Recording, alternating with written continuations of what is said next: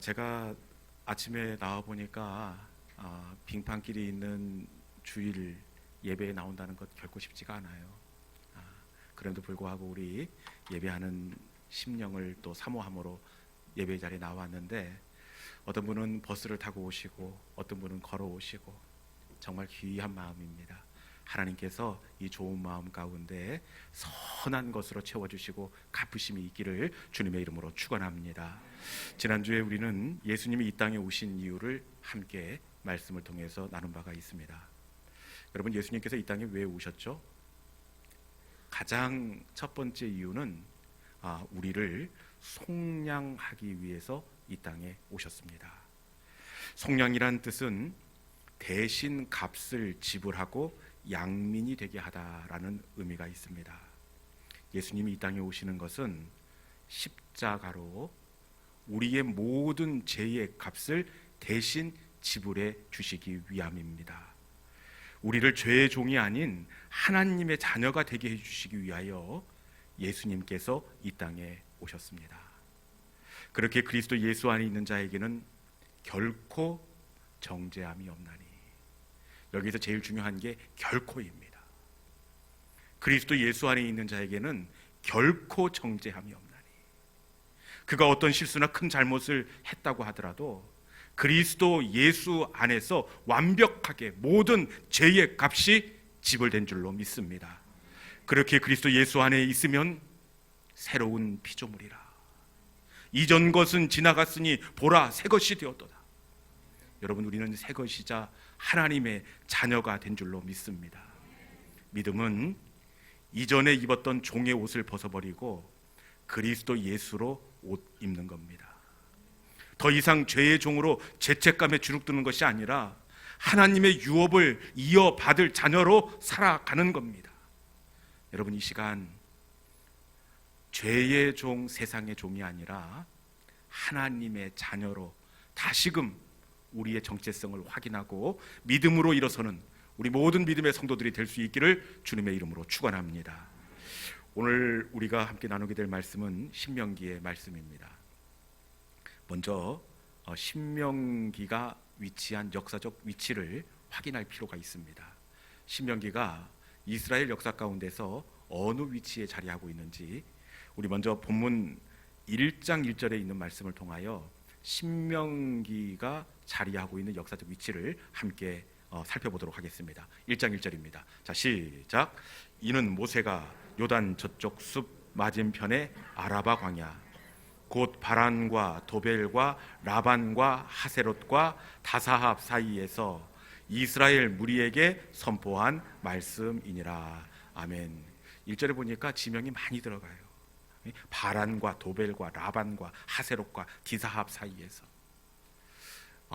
왜 이렇게 구체적으로 섬세하게 지명을 언급하고 있는 것일까요? 그것은 신명기의 말씀을 듣고 있는 이 역사적인 자리가 굉장히 중요하기 때문입니다. 신명기의 말씀을 듣는 이 역사적인 자리를 한마디로 말하면 요단 저쪽 가리킵니다. 요단 저쪽.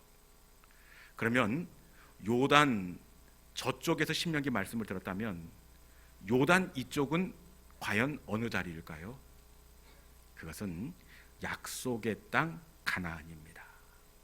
그러니까 신명기의 말씀이 선포되어지는 시간적 위치는 지금 광야 40년의 여정을 다 마치고 이제 요단강만 건너면 약속의 땅으로 들어가기 직전을 이 신명기가 선포되어진 시간을 배경으로 하고 있습니다.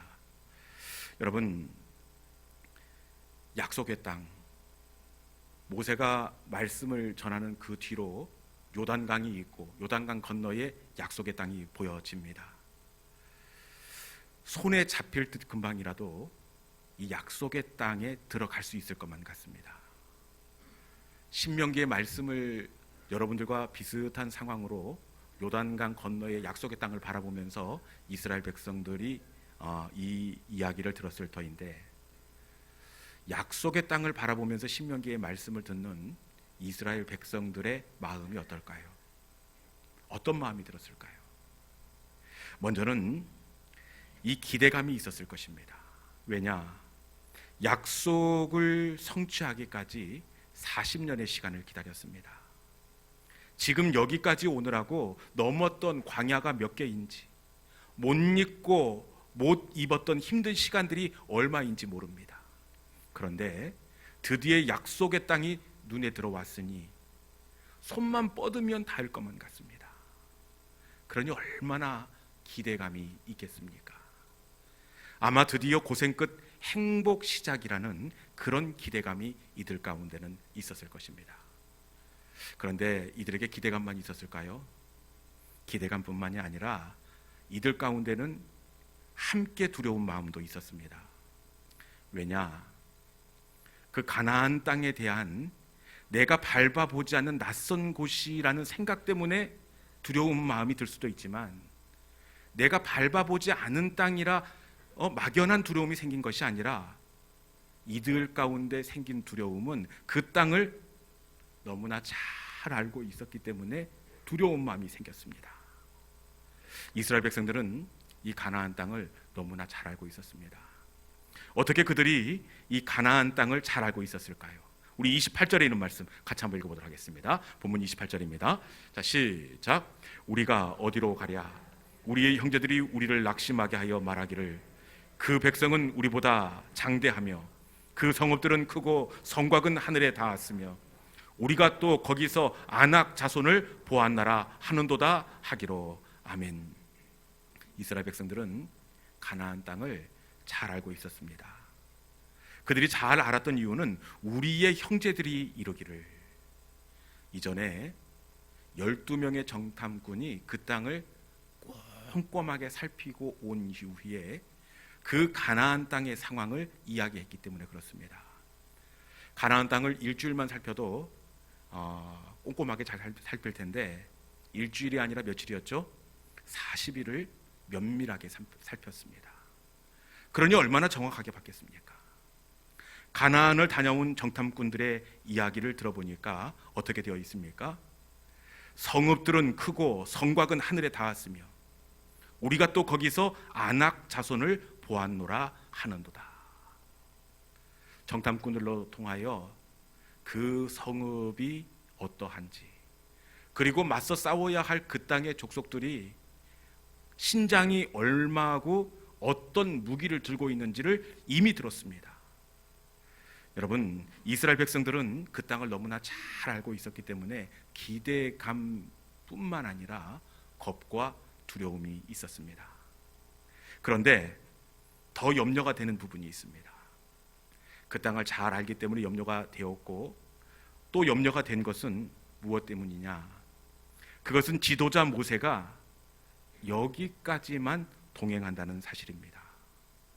요단강 이편에서 신명기를 말씀하고 난 다음에 모세는 가나안 땅에 들어갈까요? 안 갈까요? 들어가지 않습니다. 여기까지만입니다. 혹시 성곽으로 둘러싸인 가나안 땅 아낙 자손이라고 하더라도 모세가 동행하기만 하면 그래도 안심이 될 것 같아요. 그런데 그 땅을 앞에 놓고 모세가 요단강을 건너가지 않습니다. 모세 대신에 누가 그 지도력을 이어받습니까? 여호수아입니다. 여러분, 여호수아가 어떤 사람입니까? 모세의 수종 드는 자 비서입니다. 모세는 홍해 바다를 가르기도 하고 반석을 쪼개 샘물을 내기도 했지만 여호수아는 모세의 몸종입니다. 단 한 번의 기적도 일으킨 적이 없는 사람입니다. 그런데 이런 몸종 여호수아와 함께 요단강을 건너고 여리고성을 점령하고 아낙 자손과 끊임없는 전쟁을 치루어야 한다고 생각하니 얼마나 염려가 되고 걱정이 되겠습니까? 어쩌면 이스라엘 백성들은 차라리 가나안 땅에 들어가지 말고 광야에서 이대로 지내는 것이 훨씬 낫겠다 하는 그런 마음조차도 들었을 수 있습니다. 신명기를 듣는 이스라엘의 마음은 기대감도 있지만 눈에 뻔하게 보이는 상황 때문에 염려하고 걱정이 자리하고 있었습니다. 여러분, 이렇게 염려하고 걱정하고 있는 이스라엘 백성들에게 하나님께서 어떻게 하십니까? 우리 생각에는 염려하고 걱정이 됐기 때문에 그들을 안심시키기 위하여 기가 막힌 전술과 작전을 설명해 주시던지 아니면 기가 막힌 무기를 그들의 손에 쥐어줘야 할 것 같습니다. 그렇지 않습니까? 그런데 하나님은 그렇게 하지 않으시고 어떻게 하시느냐? 하나님은 그들 가운데 신명기의 말씀을 들려주십니다. 신명기의 말씀을 통해 그들의 마음을 격려하시고 말씀을 통해 염려와 걱정 가운데 주눅이 들어있는 이스라엘에게 힘과 용기를 불어 넣어주셨습니다. 그런데 참 신기하게도 달라진 것은 아무것도 없습니다. 똑같은 지도자 몸종 여호수아, 여전히 높은 여리고성, 여전히 주눅이 들 수밖에 없는 안옥 자손입니다. 그대로입니다. 그런데 말씀이 들려진 이후에 이스라엘 백성들은 완전히 새로운 존재가 되었습니다. 그들의 사기는 하늘에 충천하고 하나님이 이루실 일들로 가슴이 뛰기 시작했습니다. 말씀이 들려질 때 이스라엘 백성들은 완전히 새로운 존재가 되었습니다. 여러분, 우리가 살아나는 비결 역시 마찬가지인 줄로 믿습니다. 다시 하나님의 말씀이 들려지는 겁니다. 다시 하나님의 말씀이 들려질 때 우리는 일어설 수 있고, 하나님의 말씀이 들려질 때 우리는 주눅들게 하고 눌리게 하는 우리의 영적 가난을 향해 담대하게 도전할 수 있습니다. 이 시간 하나님의 말씀이 다시 들려질 수 있기를 주님의 이름으로 축원합니다.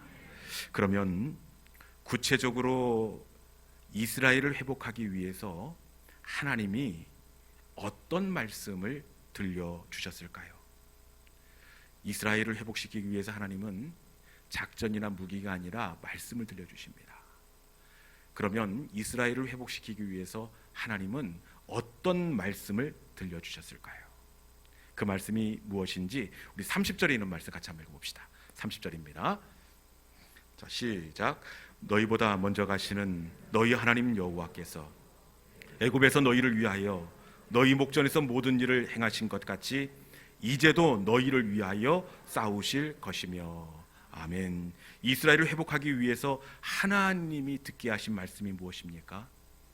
애굽에서 너희를 위하여 행하신 것 같이, 애굽에서 너희를 위하여 행하신 것 같이 이제도 너희를 위하여 싸우실 것이며. 하나님은 애굽에서 이스라엘을 대신해서 싸워주신 하나님을 기억하라, 이렇게 말씀하고 있습니다. 애굽에서 싸워주신 하나님을 기억하라 말씀하고 있습니다. 여러분, 하나님께서 애굽에서 어떻게 그들을 대신하여 싸워주셨습니까? 하나님은 편팔과 큰 재앙으로 이스라엘 백성들을 위해서 싸워주셨습니다. 나일강을 피로 물들이기도 하시고 개구리를 보내기도 하시고 파리를 보내기도 하십니다. 바로의 마음을 돌려놓기 위해 우박으로 싸우시기도 하시고 흑암을 보내기도 하시고 애굽의 모든 장자를 거두어 가시기도 하셨습니다. 하나님은 지난날 애굽에서 싸우신 하나님을 너희는 기억하라, 이렇게 말씀하고 있습니다.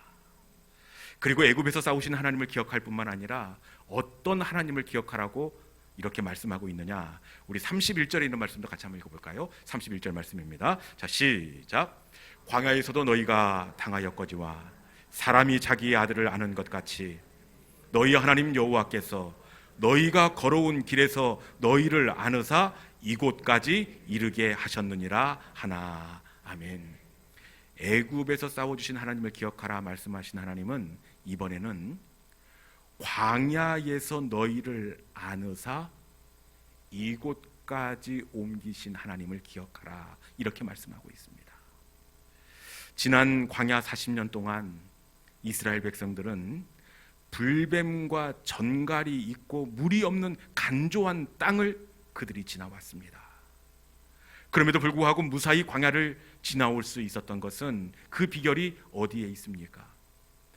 사람이 자기의 아들을 아는 것 같이 하나님께서 광야 간조하고 건조한 땅에서 사람이 자기의 아들을 아는 것 같이 이스라엘 백성들을 안고 업어주시고 뛰어넘게 하셨기에 지금 이 자리까지 나올 수가 있었습니다. 여러분, 회복은 바로 하나님을 기억하는 것입니다. 지난날 광야와 같은 시간 속에서 사람이 자기의 아들을 아는 것 같이 나를 안고 넘어서게 하신 하나님을 기억하는 것입니다.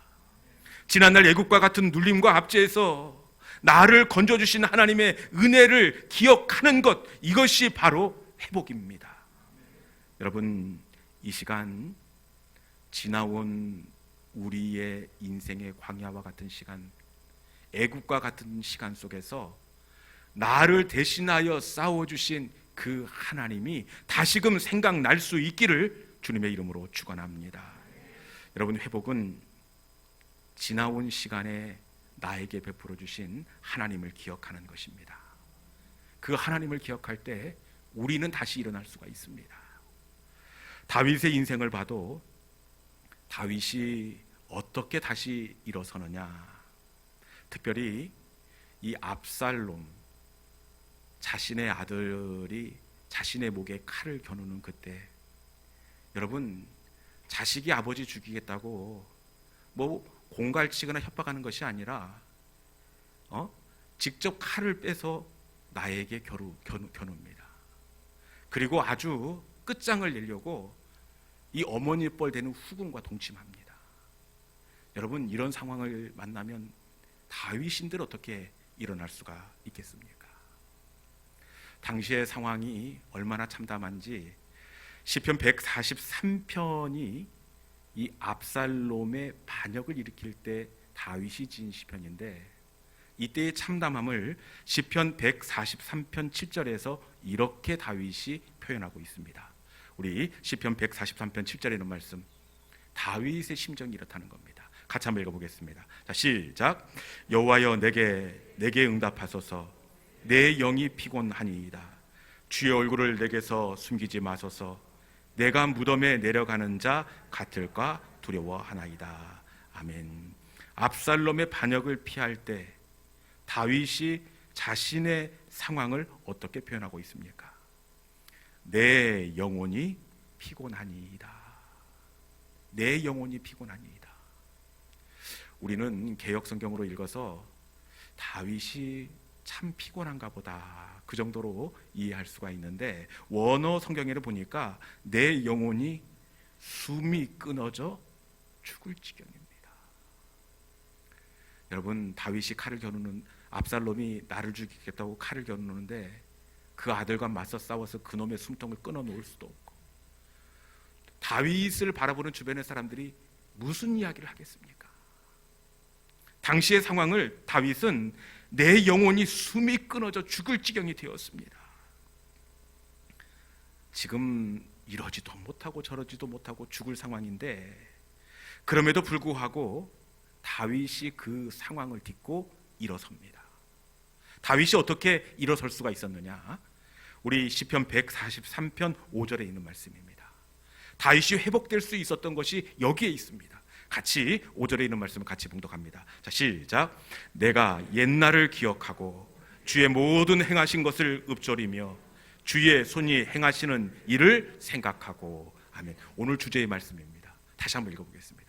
다윗이 어떻게 이 상황을 견디고 일어날 수 있었는지 3절에 있는 말씀, 다시 한번 5절에 있는 말씀 다시 한번 읽어보겠습니다. 자, 시작. 내가 옛날을 기억하고 주의 모든 행하신 것을 읊조리며 주의 손이 행하는 일을 생각하고. 아멘. 어떻게 일어날 수 있었습니까? 내가 옛날을 기억하고. 옛날을 기억하고. 다윗은 지난 과거 함께 하셨던 신실하신 하나님을 기억하고 또 기억하고 읊조렸기에 다시 일어설 수가 있었습니다. 아버지 집에서 목동으로 있을 때 사자와 곰의 이빨에서 나를 건져주신 하나님을 생각했습니다.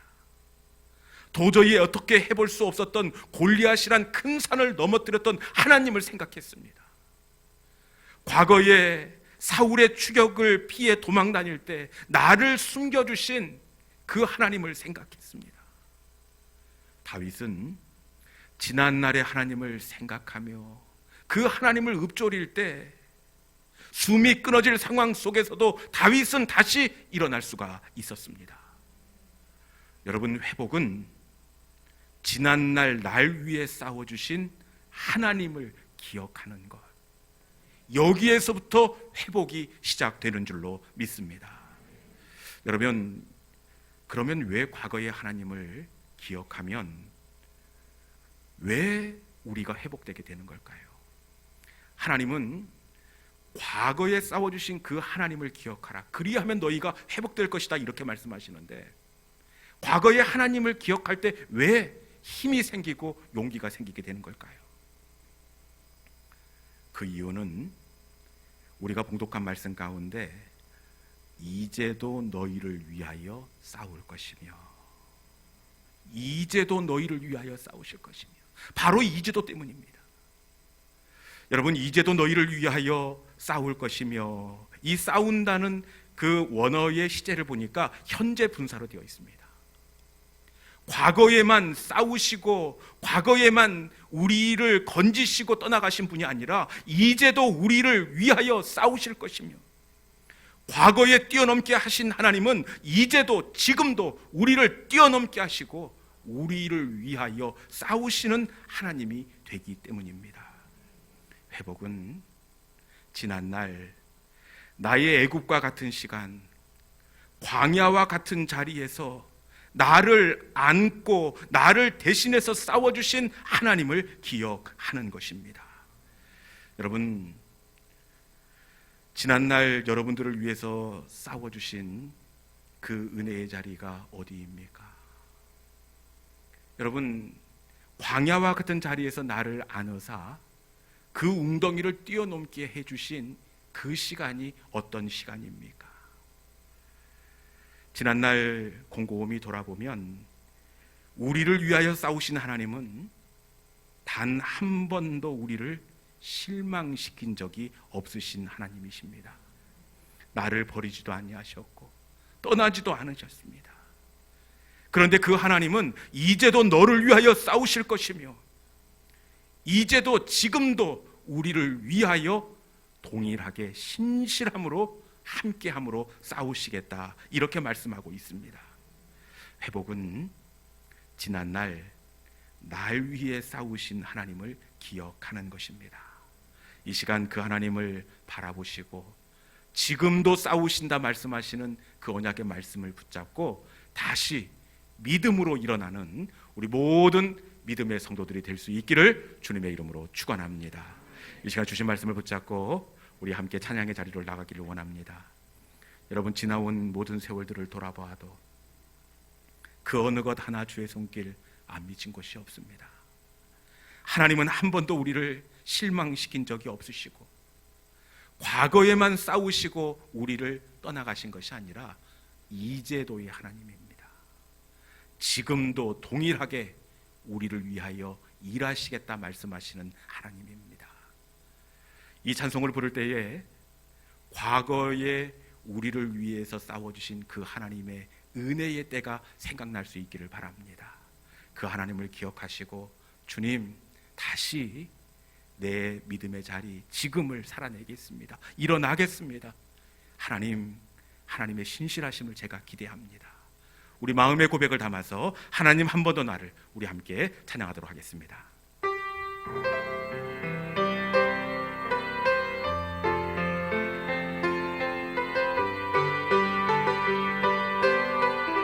여러분, 하나님은 한 번도 우리를 실망시킨 적이 없습니다. 하나님 한 번도 나를 실망시킨 적 없으시고 언제나 공평과 은혜로 나를 지키셔. 다시 한번 할 거야. 하나님 한 번도 나를 실망시킨 적, 하나님 한 번도 나를 실망시킨 적 없으시고 언제나 공평과 은혜로 하셨네. 오신실 오신실 하신 주, 오신실 하신 주, 내 너를 떠나지도 않으리라, 내 너를 버리지도 않으리라. 약속하셨던 주님, 그 약속을 지키사 이후로도 영원토록 나를 지키시리라 확신하. 오신실 오신실 하신 주, 오신실 하신 주, 내 너를 떠나지도 않으리라, 내 너를 버리지도 않으리라. 약속하셨던 주님, 그 약속을 지키사 이후로도 영원토록 나를 지키시리라 확신하. 지나온 모든 세월들을 돌아보십시오. 지나온 모든 세월들 돌아보아도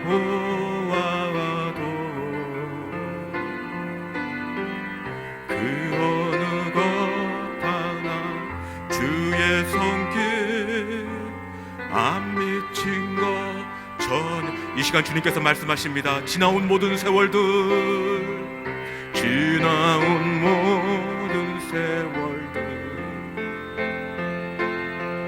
돌아보아도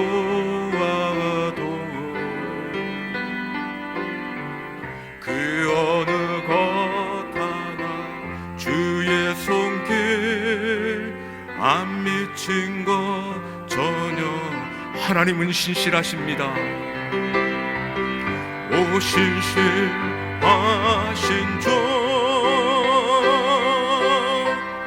오신실 하신 주, 내 너를 떠나지도 않으리라,